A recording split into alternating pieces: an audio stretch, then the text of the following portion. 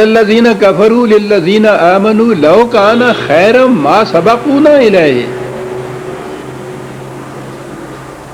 یہ بڑے لوگ جو ہیں ان کی ذہنیت یہ ہے. ان سے کہا کہ تم یہ دعوت جو علم و بصیرت کی بنیادوں کے اوپر یہ مبنی ہے، نوع انسانی کی منفعت اس کا مقصود ہے، تم اس کی مخالفت کرتے ہو اور دیکھتے ہو کہ یہ دوسرے لوگ جو ہیں وہ کس طرح سے آگے بڑھ چڑھ کر اس کا استقبال کرتے ہیں، اس دعوت کو قبول کر رہے ہیں. تو وہ جو ذہنیت ہوتی ہے نا، کہا کہ یہ لوگ جو ہیں یہ اگر وہ مان بھی لے ہیں تو کیا بات، اگر واقعی یہ بات صحیح ہوتی اور خیر اس میں ہوتا اور ہم سمجھتے کہ یہ بلند نظریہ پیش کرتی ہے، ہم سب سے پہلے اس کو قبول کرتے. یہ چیز کہ ہم نے اسے قبول نہیں کیا اس کی دلالت کرتی ہے، اس بات کی دلیل ہے کہ یہ سچ پر مبنی نہیں ہے. یعنی جسے ہم سچا کہیں وہ سچی بات، جس سے ہم انکار کریں وہ جھوٹی بات، خاص ساری دنیا اسے کیوں نہ قبول کر لے. یعنی عقل و فکر ان کے ذہن میں یہ کہ دولت کے ساتھ اکٹھی ہو کے آتی، حالانکہ تجربہ اور مشاہدہ دنیا کا یہ ہے کہ فطرت ایسی زیادہ بخشائش والی واقعہ نہیں ہوئی ہے، وہ دونوں میں سے ایک ہی چیز دیتی ہے.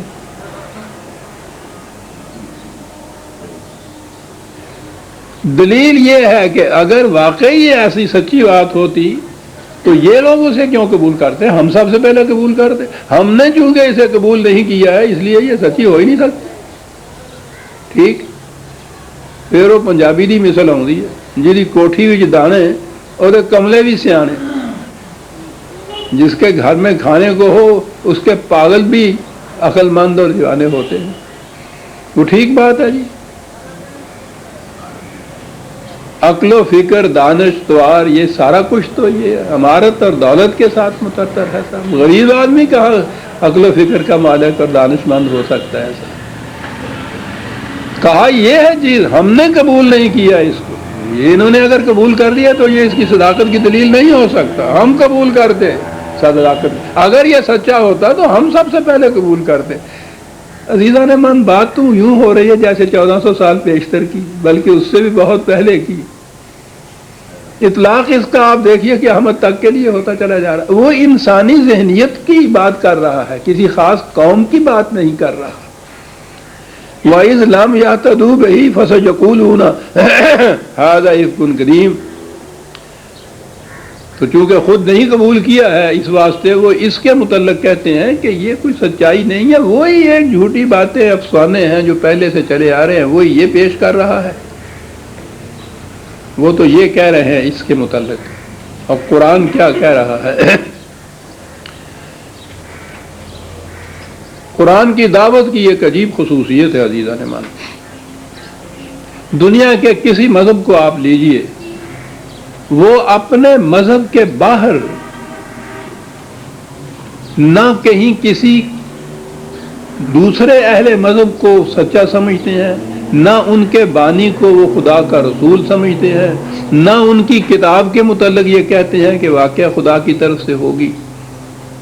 کسی مذہب کو آپ لیجئے دنیا کے، وہ اپنے مذہب کے اندر محدود قرار دیں گے وحی اور رسالت کو، اس کے باہر کسی کو تسلیم ہی نہیں کریں گے. یہ ہندو مت، وہ تو بہرحال بھارت کے باہر کسی کو انسان ہی تسلیم نہیں کرتے تھے، راکشس کہتے تھے سب کو.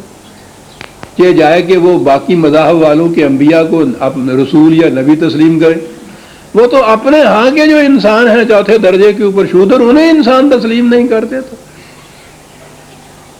بدھ مت، جین مت، تاؤزم چائنا کا، ادھر آ جائیے سیمیٹک ریس کے اندر یہودیوں کی کیفیت یہ کہ یہی نہیں کہ وہ انبیاء ہی اپنے ہاں بنی اسرائیل کی نسل میں محدود سمجھتے تھے.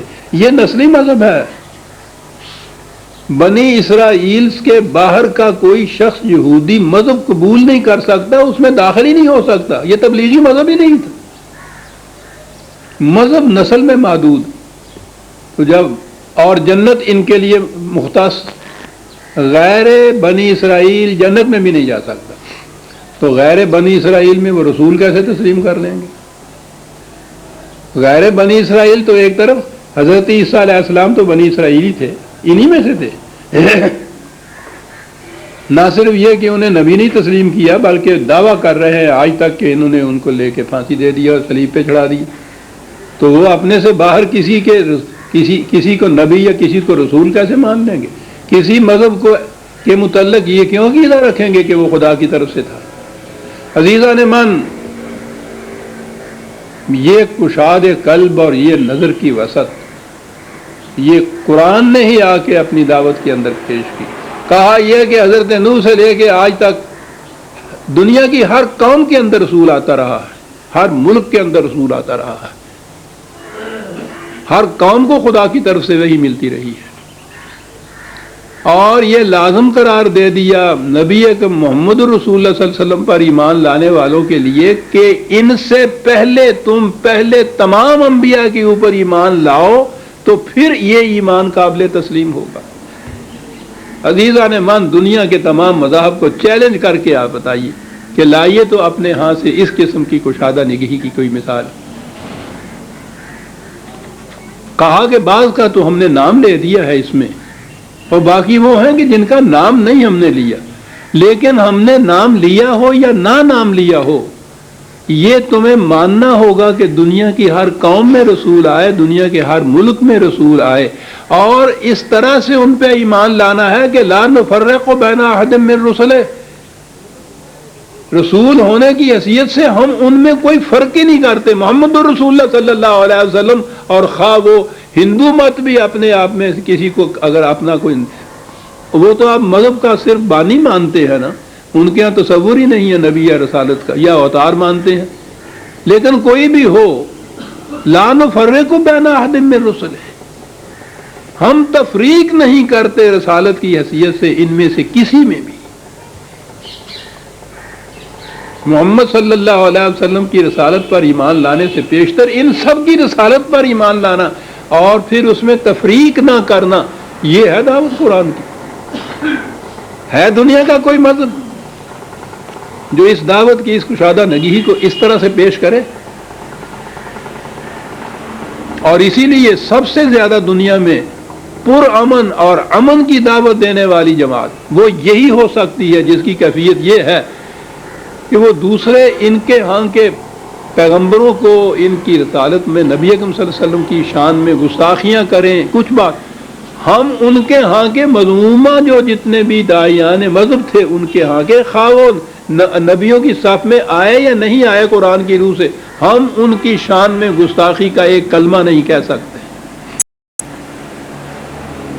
کیونکہ ہم تو مکلف ہیں اس کے اوپر سب کچھ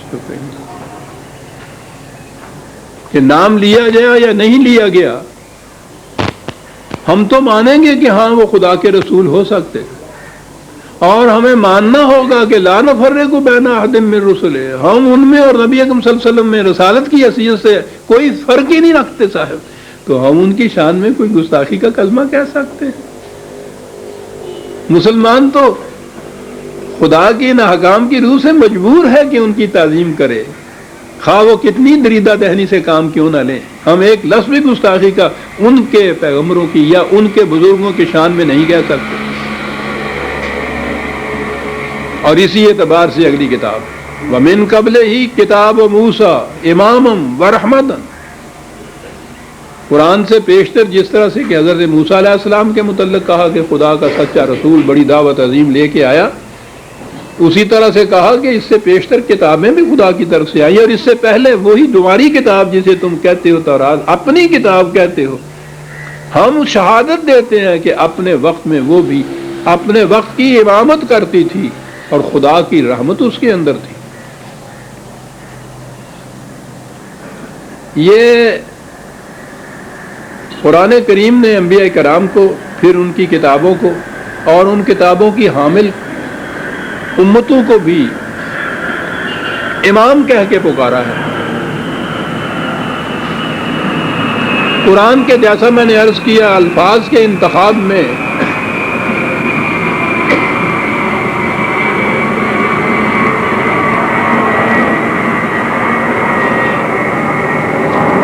الفاظ کے انتخاب